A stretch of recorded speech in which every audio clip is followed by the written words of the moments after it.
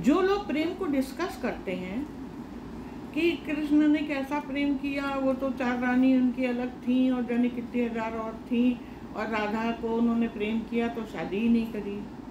प्रेम और शादी दो अलग चीज़ें हैं। शादी वंस अगेन सोशल नीड है।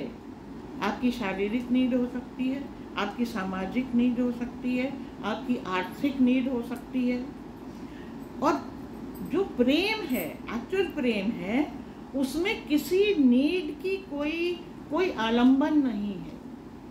अगर कृष्ण ने राधा से प्रेम, कई लोग तो आजकल वो जैसे फेसबुक व्हाट्सएप पे नीरज जाने क्या अंडे बंडे लिखते रहते हैं, और तो लिखने वाले कौन है? हम और आप ही तो है ना। जितनी समझ में आएगी उतने ही लिखेंगे। प्रेम उनसे किया, शादी किसी और से कर ली। अरे तो उनका प्रेम कैसा था और उनसे कैसे शादी कर दी, दोनों में आप अंतर तो समझिए। प्रेम पोजेशन नहीं होता, और आप लोग सब औरतें इस बात को बारीकी से समझेंगी। चलिए आदमी औरत के प्रेम को छोड़ दें, सब लोग माएँ हैं यहाँ। आप बेटों से प्रेम करती हैं, आप कभी ये नहीं चाहेंगी कि हम प्रेम में अपने बेटे को अपने पल्लू से बांध के रखें। उसका भला यदि इसमें है कि वो कहीं दूर चला जाए, वो आपकी अपनी पसंद की लड़की से शादी कर रहा है जो आपको नहीं पसंद है, तो आप अपनी बात रखना चाहेंगी कि उसकी बात रखना चाहेंगी? वो जहाँ खुश है, उसकी भलाई जिसमें है। तो इसलिए लेडीज को राधा का प्रेम समझना बहुत आसान होना चाहिए। रोमांस नहीं था राधा और कृष्ण का, वो प्रेम था। प्रेम का मतलब है कि तुम्हारी जिसमें राधा की शादी हो गई थी, कृष्ण की भी शादी हो गई थी। शादी का धर्म निभाना एक अलग चीज है, और जो दिल से प्रेम का जो एक लगाव है वो एंटायरली डिफरेंट चीज है। और हमारे समाज के लोग क्या करते हैं, जो पढ़े लिखे नहीं है ज़्यादा या समझते नहीं है, वो दोनों को कंफ्यूज कर देते हैं। शादी के लिए प्रेम होना ज़रूरी नहीं है, और प्रेम के लिए शादी होना ज़रूरी। शादी एक अलग व्यवस्था है, उसके लिए उसके अपने उसमें हो जाए प्रेम, वो अच्छी बात है, दोनों जने मिलके रहें, सब कुछ ठीक है, समाज अच्छी तरीके से चलेगा। लेकिन आप रोमांस में होते हुए भी डीप प्रेम में रह सकते हैं। और दोनों पहले तो ये बात दिमाग में बिठा लो कि दोनों चीज़ें एकदम अलग हैं। प्रेम का मतलब पोजेशन नहीं है। और कभी कभी जो लोग नहीं समझते हैं ना, उन लोग को ये लगता है कि प्रेम का मतलब है पोजेशन। और ये जो विचार अगर मन में आता है, कोई बताने वाला नहीं, कोई सिखाने वाला नहीं, कोई समझाने वाला नहीं। हम लोग अपने घरों में अपने बच्चों से ही नहीं डिस्कस करते, ना बेटियों से डिस्कस करते हैं, ना बेटों से डिस्कस करते हैं। तो नतीजा क्या होता है? बेटियां अलग विकृत मानसिकता से शुरू हो जाती हैं कि हमें क्या क्या करना है, और बेटे एक अलग मानसिकता से शुरू हो जाते हैं कि हमें किस तरीके से बिहेव करना है। वो लोग प्रेम को अगर पोजेशन समझते हैं, जिसका नतीजा है रेप होता है, बलात्कार जिसको कहते हैं होता है, ज़बरदस्ती किसी के साथ की जाती है। हमारे यहाँ प्रेम की जो सनातन धर्म में परिभाषा है, बिना स्वीकृति के प्रेम नहीं होता। जब तक दो आत्माएं आपस में ये तय ना कर लें कि हमको एक साथ ही एक ही विचार रखना है, एक ही लक्ष्य रखना है, एक ही भगवान को पूजने का मतलब क्या है कि जो तुम्हारा विचार है वही हमारा विचार है। अगर विचार मेल नहीं खाते तो भी शादी चल जाती है, लेकिन अगर विचार नहीं मेल खाते हैं तो प्रेम नहीं चलता। इसीलिए प्रेम की आयु बहुत छोटी होती है। थोड़े दिन तो इंसान समझ जाता है, चलता है, करता है, मान लेता है, लेकिन थोड़े दिन बाद क्या होता है कि उसको छोड़ना ही पड़ता है। अच्छा देखिए, अब हम लोग इसको ना इस बात की थोड़ी सी पुष्टि कर लेते हैं कि हमारे यहाँ जितने भी बड़े लोग हुए हैं, जैसे बुद्धा हुए, गौतम बुद्ध की कई लोग उनके बड़े फॉलोअर हैं, कई लोग की बड़ी क्रिटिसिज्म है, क्योंकि बुद्धा की जो फिलॉसफी है वो सनातन धर्म के अगेंस्ट है। वो भगवान को मानते नहीं थे, उनके अलग विचार अपने थे।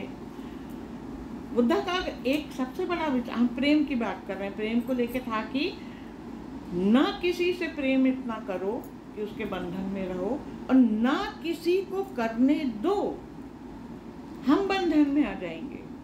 बिल्कुल एक, तो ये एक अलग तरह के विचार हो गया। हम अलग आत्मा, हमारा केवल वही है, बस हमको किसी से कनेक्शन रखना ही नहीं है। लेकिन एक बात है ना कि दुनिया में रहते हैं तो इस तरह का विचार ज़्यादा चलता नहीं है। तो बुद्धिज़्म भी आपने देखा, अगर इतिहास पढ़ा हो तो डिक्लाइन में है। एक ज़माने में एकदम बहुत बढ़ा, लेकिन अब बुद्धिज़्म के फॉलोअर्स बहुत कम रह गए हैं। तो जैसे, और हमारे यहाँ प्रेम के लिए ना बहुत खूबसूरती चाहिए, अच्छाई चाहिए, सौंदर्य चाहिए। सौंदर्य में क्या क्या आता है? माधुर्य आता है, संगीत आता है, श्रृंगार आता है, और बोलना मीठा, देखना समझ के। सबसे बड़ा रोल इसमें टच का है। इंद्रियों से जो प्रेम होता है उससे आप उसकी शुरुआती हरकत से आप समझ जाते हैं कि ये रोमांस है कि प्रेम है। किसी को क्या कहना पड़ता है कि हम तुमसे बहुत, हमारी संस्कृति में तो हम तुमसे बहुत प्यार करते हैं, होता ही नहीं। ये तो पाश्चात्य संस्कृति, वहाँ प्रश्न ही से शुरू होता है, डू यू लव मी। हमारे यहाँ कोई नहीं पूछता डू यू लव मी। जिंदगी गुजर जाती, कोई कह ही नहीं पाता कि हम तुमसे प्यार करते हैं। बिना कहे प्रेम होता है, तो वो कहाँ दिखाई देता है? इंद्रियों से दिखाई देता है, आँखों से दिखाई देता है, स्पर्श से दिखाई देता है। जितनी भी इंद्रियां हैं आपकी, आपने क्या सुना? अनकही बात आप सुन सके? कभी कोई कहता है बच्चा दौड़ के आया खेल के, मम्मी भूख लगी है, वो नहीं कहता। आपने उसके चेहरा देख के, लो बेटा बिस्किट खा लो, तुम थके हो, कैसे पता चल जाता है आपको? ये प्रेम है, इसमें इंद्रियों का कोई काम नहीं है। और जहाँ इंद्रियां बीच में आती हैं वो रोमांस में कन्वर्ट हो जाता है, और वो बड़ा शॉर्ट लिव होता है, और वो अपने समय के साथ वो ख़त्म भी हो जाता है। फिर वो अच्छा, हमारे यहाँ प्रेम को इतना खूबसूरत क्यों बनाया जाता है?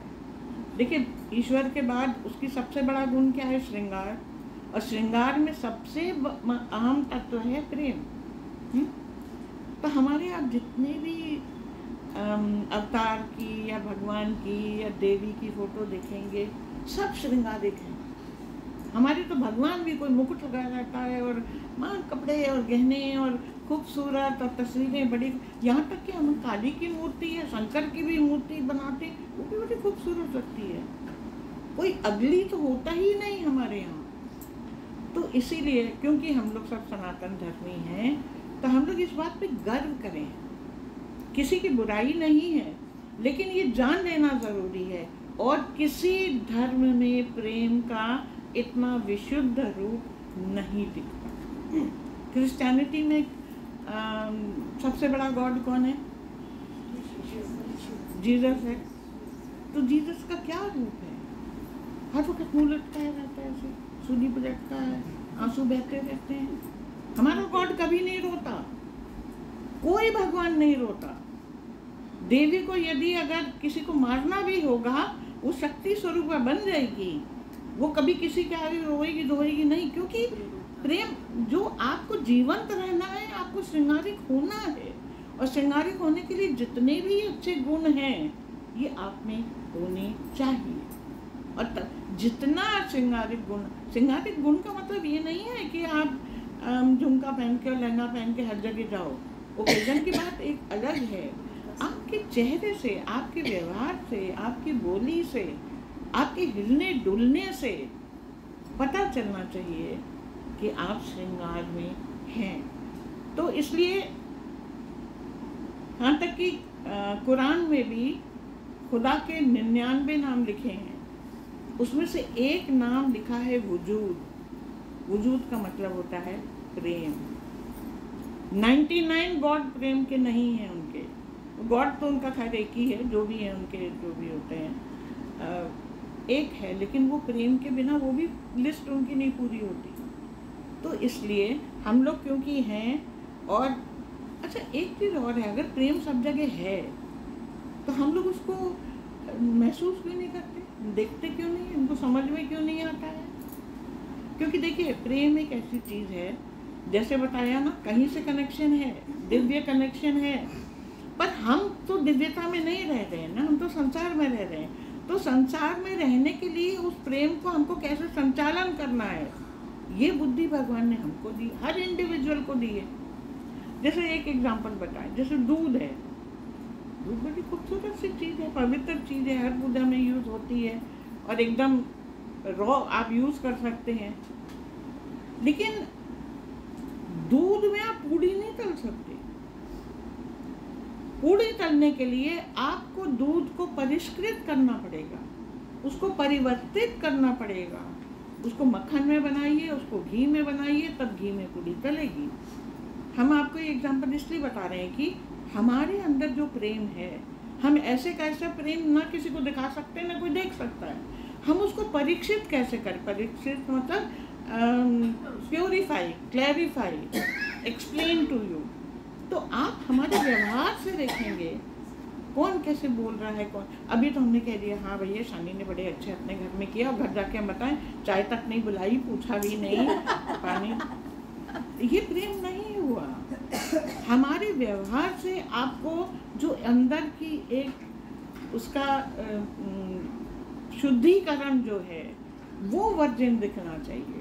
इस एग्जाम्पल को याद रखिए, दूध सबसे पवित्र चीज़ है, दूध में आप खाना नहीं बना सकते, उसको परीक्षित करना पड़ेगा, कोई चीज़ में परिवर्तित करना पड़ेगा, तब जाकर के वो आपके काम में। इसी तरीके से जो जीवन में हमें जो अफेक्शन मिला है, जो श्रृंगार मिला है, जो सुविधाएं मिली हैं, जो इंद्रियों मिली हैं, उस इंद्रियों से हम अपने अंदर की जो आत्मा की जो चीज़ें हैं ना, बातों को, उसको हम थोड़ा सा साफ सूफ कर लें, तो उससे हमको